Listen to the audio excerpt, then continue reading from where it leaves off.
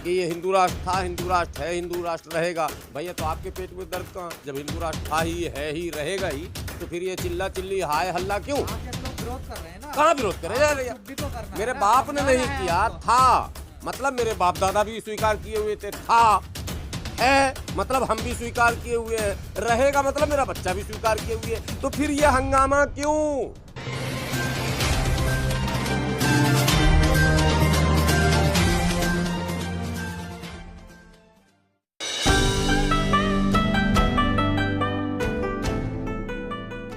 देश में एक चमत्कारी बाबा पैदा हुए भी अचानक से, और आपने भी तमाम डिबेटों में उनमें हिस्सा लिया। और उनके भाई जो हैं वो तमंचे की नोक पर शादियां रुकवा रहे हैं, शादियां करवा रहे हैं, सिगरेट पी रहे हैं, और वो हिंदू राष्ट्र की मांग कर रहे हैं। तो आप क्या कहना चाहते हैं? यही हिंदू अब तक तो बाबा का प्रचार कर रहे थे आप लोग, अब उसके भाई का भी प्रचार कीजिएगा, कल होके उसके और दूसरे लोगों का प्रचार कीजिएगा। आप लोग खुद ही मोर्चा संभाले हैं प्रचार का, तो तमंचे पे होगा। अरे तो वो तमंचा जिस पे दिखाया, जिस पे ताना है, जिसको डिस्टर्ब किया है, जिसके साथ कोई असंवैधानिक गैर कानूनी हरकत किया है, वो आदमी अपना पुलिस में जाए, FIR करे। अगर पुलिस FIR ना करे तब वहां से आप लोग मोर्चा संभालिए।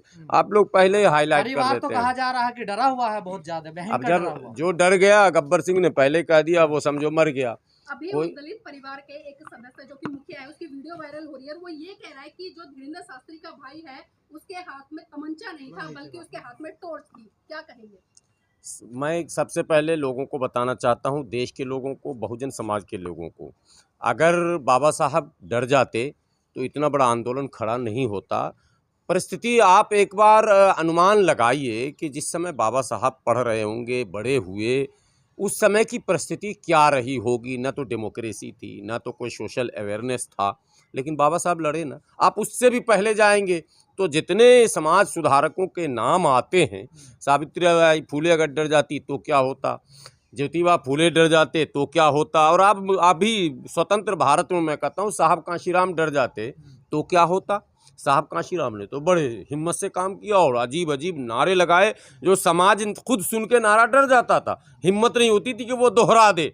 लेकिन साहब कांशीराम ने इतने जोरदार ढंग से वो मोमेंट चलाया कि गली गली में वो नारे सुनने को मिलने लगे।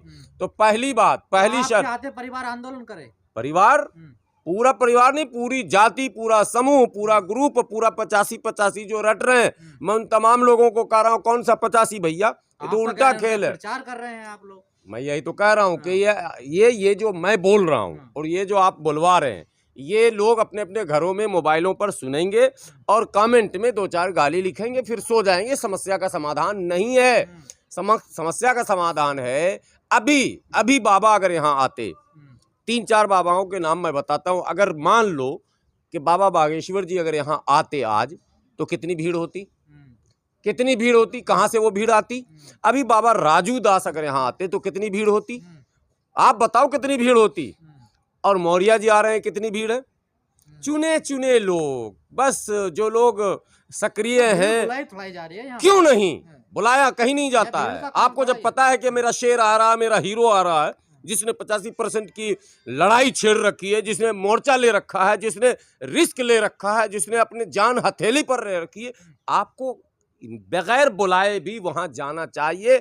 सामाजिक, राजनीतिक, आर्थिक, शारीरिक, हर तरह से आपको खड़ा हो जाना चाहिए कि भाई कहीं से हम इस मोमेंट को। नेता उनके साथ खड़े नहीं हो रहे तो और कैसे खड़ा हो जाएगा? उनके नेता तो फिर मंदिर मंदिर घूम रहे हैं। फिर वही बात मैं कह रहा हूं। तो अभी असल जरूरत है हिम्मत जुटाने की। समाज में जो लोग चाहते हैं परिवर्तन, जो लोग चाहते हैं बदलाव, जो लोग चाहते हैं अधिकार, जो लोग चाहते हैं हिस्सेदारी, जो लोग चाहते हैं कि जो बहुजन की जो हकमारी है उसको खत्म किया जाए, भैया ये बोलने से अब नहीं होगा। हम लोगों ने बहुत बोल लिया, बहुत चिल्लाया, आवाजें बदल गई। आप लोग बहुत दिन से हम लोग का इंटरव्यू ले रहे हैं। मैं पहले कह रहा हूं कि सबसे पहले अपने अंदर हौसला और हिम्मत लाइए, और बिल्कुल जो समय आप इधर उधर पार्कों में, इधर उधर खेल में, इधर उधर लोगों में गपों में, ताश में, आप इधर उधर की बैठकों में, चौपालों में देते हैं, वो समाज को जगाने में, समाज को जोड़ने में, समाज को सड़क पर लाने में लगाएं, तब जाकर समस्या का समाधान होगा। अब सुनिए, आपने सवाल पूरी नहीं होती, आप बहुत सवाल ठोकते हैं। अब घर वापसी की बात भी आपने कह दी। धीरेन्द्र शास्त्री कर रहे हैं। हाँ, धीरेन्द्र शास्त्री कह रहे हैं, कई लोग कह रहे हैं, तो मैं करवा रहे हैं वो। नहीं, कहीं करवा ना रहे हैं। ये सब बेकार की बकवास की बातें हैं। ये क्या करवाएंगे बेचारे, इनके यहाँ से खुद ही भगदड़ मचा हुआ है।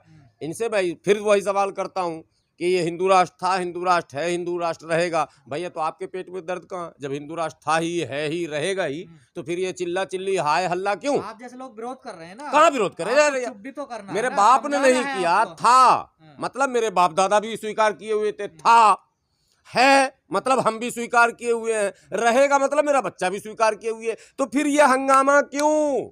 ये आप बताइए, पहले उनसे पूछिए तो कि आप मानते हैं हिंदू राष्ट्र है भारत? अरे फिर वही बात, वो मानते हैं कि नहीं मानते कि था? वो कहा, वो तो तैयारी कर रहे हैं बनाने की। नहीं, वो भाषण में कह रहे हैं, अभी तो योगी जी ने भी कहा हाँ। था है रहेगा।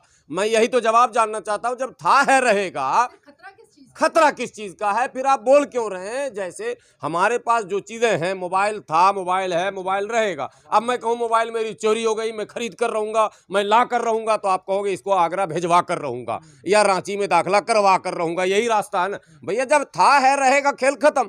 खेल खत्म नहीं होगा, न था, कभी नहीं था, कभी था ही नहीं। जब से भारत का इतिहास है, हिंदू राष्ट्र कभी नहीं था, न है और न कभी रहेगा। भागदड़ तो मचा वो इस व्यवस्था से, एक व्यवस्था है, उस व्यवस्था में जो वर्ण व्यवस्था है उसको नाम ये हिंदू दे दें, सनातन दे दें, आर्यन दे दें, जो नाम इनको देना दे दें। उस व्यवस्था में जो भागदड़ मची है, उस व्यवस्था से अरबों लोग अब तक ट्रांसफर हो आप चुके जैसे हैं, लोग तमाम करोड़ों जो नहीं। कह रहे अरे हैं, सुनिए, वो कह रहे हैं करोड़ किसी के माई के लाल में दम नहीं है जो हिंदू राष्ट्र बना दे। करोड़ों नहीं, अरबों की बात कर रहा हूं मैं। इंडोनेशिया पूरा का पूरा उसी व्यवस्था में था, बदल गया ना साहब। मलेशिया उसी व्यवस्था में था, बदल गया ना साहब। भारत में आज 30-35 करोड़ जो मुस्लिम, सिख, ईसाई, पारसी और इत्यादि बौद्धिस्ट, सबको आप अगर जोड़ें तो 35-40 करोड़ जो ये संख्या है, ये भी उसी व्यवस्था में जी तो रहा था ना साहब। बदल के भाग के आया। तो कुल आबादी अगर आप जोड़ें, पाकिस्तान में जो मुसलमान है वो भी उसी व्यवस्था में था, बांग्लादेश वाला भी उसी व्यवस्था में था। ये सबको जोड़ेंगे तो हमें लगता है अरबों लोगों ने इस व्यवस्था को ठुकराया है।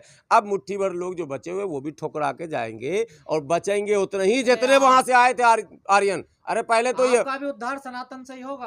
पहले सनातन उद्धार करने यहाँ नहीं आया था। देखिए, सनातन एक अलग शब्द है। इन लोग सनातन का अब इन लोगों ने आड़ लेना शुरू किया है। सनातन का अर्थ कुछ और है। सनातन धर्म अगर बोलेंगे तो बौद्ध धर्म के लोग बोलेंगे हम हैं, इसलिए कि सनातन धर्म जो है वो है जो आदि से अंत आपकी तक क्या भूमिका मिटेगा। होगी हिंदू राष्ट्र इस्लाम में? वाले कहते हैं कि हिंदू राष्ट्र सनातन में हम आपकी हैं, भूमिका? इसलिए आप सनातन शब्द को मत इसमें लाइए। सनातन एक ठीक ठाक शब्द है, उसके अर्थ अलग हैं। धर्म शास्त्री ठीक कर रहे हैं। नहीं, वो तो हिंदू राष्ट्र की बात कर रहे हैं, सनातन राष्ट्र कहाँ बोल रहे हैं। हाँ। और देखिए, भारत के बारे में एक बात मैं कहूँ, भारत के अधिकांश लोग, 85% लोग आज भी आर्थिक, सामाजिक, राजनीतिक दृष्टिकोण से पीछे हैं।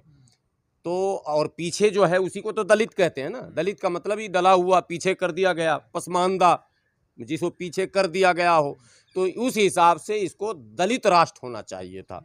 भाई, जिसकी संख्या ज़्यादा होती है राष्ट्र उसका होता है, तो राष्ट्र दलित राष्ट्र होना चाहिए या पसमानदा राष्ट्र होना चाहिए, अगर उर्दू में करेंगे तो ठीक है। बाकी तो कोई फिट ही नहीं बैठता है। 2-4-5% के लिए आप राष्ट्र कैसे बना देंगे, बात समझिए। इसलिए दलित राष्ट्र बहुत लेकिन वो सुटेबल। लोग तो आपको खदेड़ने की बात कर रहे हैं, और आप बात कर रहे हैं कि जो दलित है या पसमानदा समाज है उसका राष्ट्र होना चाहिए। बात कर रहे हैं उन। देखिए, हमारे पूर्वजों ने कभी किताब में, किसी जगह लिटरेचर में कभी नहीं लिखा कि हम बाहर से आए, लेकिन वो लोग कहते हैं कि तुम लोग बाहर से आए। उनके पूर्वजों ने किताब में लिखा, और ज़्यादा लंबा चौड़ा समय नहीं गया किताब में लिखे हुए। बाल गंगाधर तिलक ने अपनी किताब में लिखा। आपको महापंडित जिन्हें कहते हैं राहुल सांकृत्यायन ने अपनी किताब में लिखा, और अभी लेटेस्ट जो है जवाहरलाल नेहरू जी ने अपनी किताब में लिखी।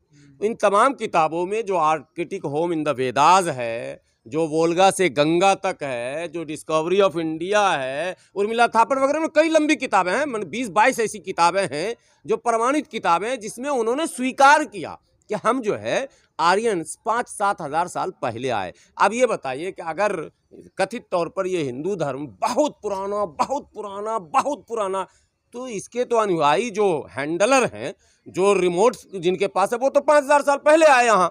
लेकिन सत्ताधारी लोग कह रहे हैं कि जो हिंदू धर्म है वो सबसे प्राचीन प्राचीन धर्म। कैसे होगा? उनको हैंडल करने वाले लोग तो कह रहे हैं कि हम 5 साल पहले यहाँ आए। हम नहीं कह रहे हैं, वही लोग कह रहे हैं। मैं नहीं कह रहा हूँ भाई, कैमरे पे बार बार कह रहा हूँ। ना मैं कह रहा हूँ, ना मेरा बाप कहा था, ना मेरे दादे ने कहा था, मेरे परदादे ने कभी किसी हम लोगों ने किताब नहीं लिखा। बहुजन समाज के लोगों ने इस किताब को नहीं लिखा।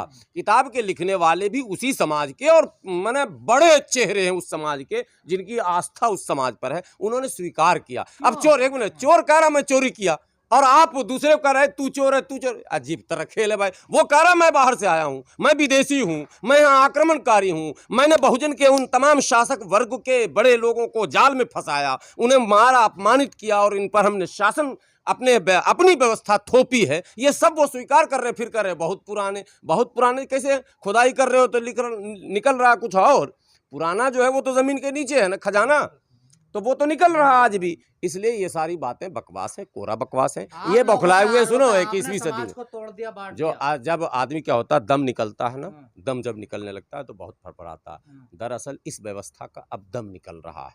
अब जो है वो लोग आम चौक चौराहों पर, आम चाय की दुकानों पर भी इस व्यवस्था पर सवाल उठा रहे हैं। और सुनिए, केवल हिंदू धर्म में नहीं, तमाम धर्मों में यदि वो व्यवस्था जो जाकर वहां भी कीड़े दीमक की तरह कमजोर कर रही है, वहां भी उठने लगे हैं, तो ये अरे हम क्यों, कोई नहीं मान रहा। कोई हिंदू लाके 10 ठो खड़ा करो जो कहे हिंदू राष्ट्र हम बनाना चाहते हैं, कोई नहीं करेगा, कोई करेगा नहीं। सबको डेमोक्रेसी में मजा आ रहा। हम आज बोल रहे हैं, ये संविधान की देन है, अभिव्यक्ति की स्वतंत्रता। हम अगर पहन रहे हैं अच्छा, संविधान की देन है। हम खा रहे हैं अच्छा, संविधान। क्यों हम लोगों को दास प्रथा की तरफ, गुलामी की तरफ लौटा रहे हो?